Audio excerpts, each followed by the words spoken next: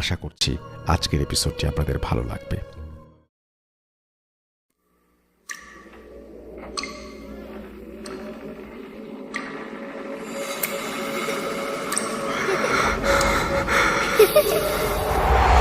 লুকোচুরি খেলবে?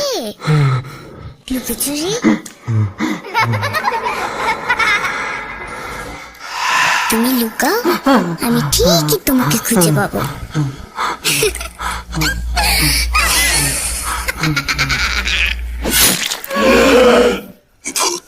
Voot.com with Russell।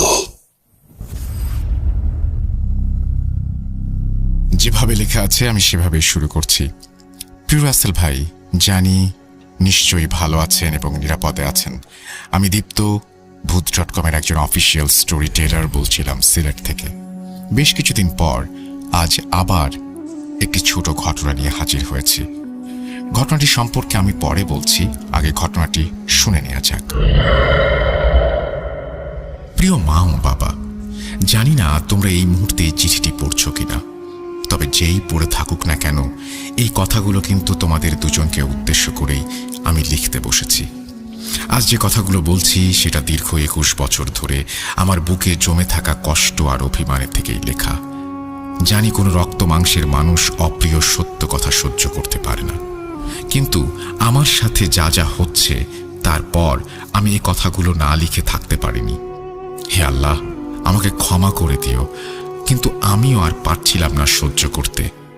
আমার অনুপস্থিতিতে হয়তো বাবা মা দুজনের কিছুই এসে যায় না, কিন্তু আমি আমার দাদু ভাই দাদিজান ও নানু ভাই নানিজানের আদরকে খুব মিস করি। ওরাও হয়তো আমার কথা মনে করে ক্ষণে ক্ষণে নীরবে চোখে জল ফেলছে।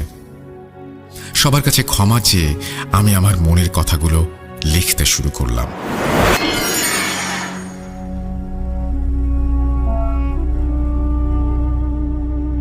ছোটবেলা থেকে আমি প্রচণ্ড অনাদর অবহেলায় বড় হয়েছি।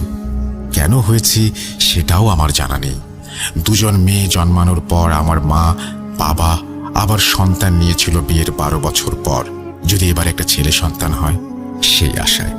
কিন্তু আমি মেয়ে হয়ে জন্ম নিয়ে তাদের আশা ভরসায় জল ঢেলে দিয়েছিলাম, আর তার প্রতিফলন আমি পদে পদে পেয়ে এসেছি। আমার ইচ্ছা অনিচ্ছার দাম কখনোই ছিল না ওদের কাছে।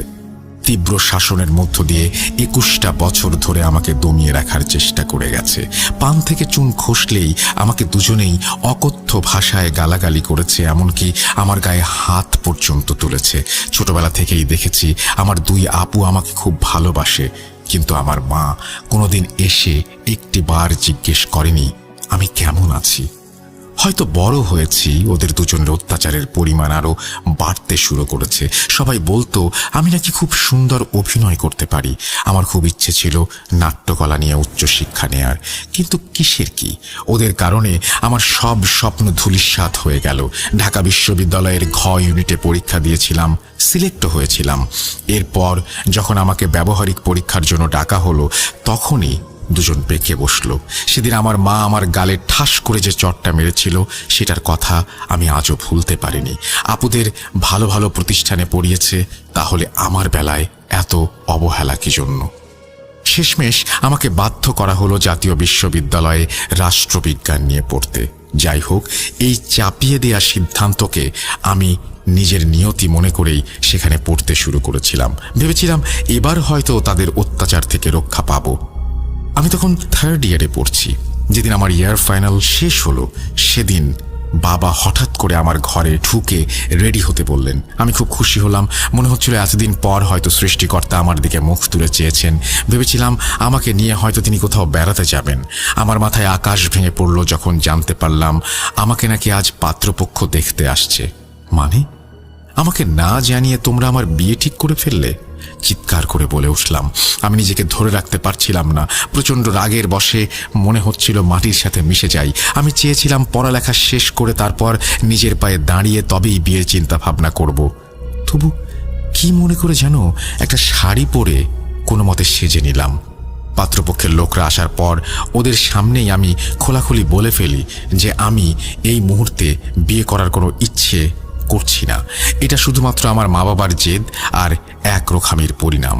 এই কথা শুনে ছেলের বাড়ির লোকজন বিষয়টা একটা মীমাংসা করে দিয়ে চলে যান। বিয়েটা ভেঙে যায়। আমি অনেক অবাক হয়েছিলাম তখন, কারণ বাবা মা আমাকে সে সময় কিছুই বললেন না। তখন তো আর জানতাম না কি ভয়াবহ বিপদ আমার জন্য অপেক্ষা করছে। প্রায় সপ্তাহখানেক পরের কথা, আমি একদিন রাত্রে ঘুমাচ্ছিলাম। একটা চমৎকার স্বপ্ন দেখে আমার মন প্রাণ জুড়িয়ে যাচ্ছিল। হঠাৎ সবকিছু ভণ্ডুল করে দিয়ে আমার স্বপ্নেই সবকিছু অন্ধকার হয়ে গেল। সবকিছু ছাপিয়ে ভেসে আসে আত্মা উড়িয়ে দেয়া এক খলখলে হাসি। সে হাসি শুনতে না শুনতেই ঘুম ভেঙে গেল। চোখ মেললাম, ঘুটঘুটে অন্ধকার, পুরো ঘরটা অস্বাভাবিক রকমের শীতল। মাথাটা যেন হ্যাং হয়ে আসছে। ষষ্ঠ ইন্দ্রিয় তীব্রভাবে আমাকে জানান দিচ্ছে অন্য কারো উপস্থিতি। ভয়ে আমার সারা শরীর শিউরে উঠল। শরীরে প্রচণ্ড ঘাম ঝরছে, তন্দ্রা তখনও কাটেনি। এমন সময় মনে হলো ঘরের ভেতরে গমগমে স্বরে ফিস ফিস করে কেউ বলছে, কাজটা ঠিক করলি না।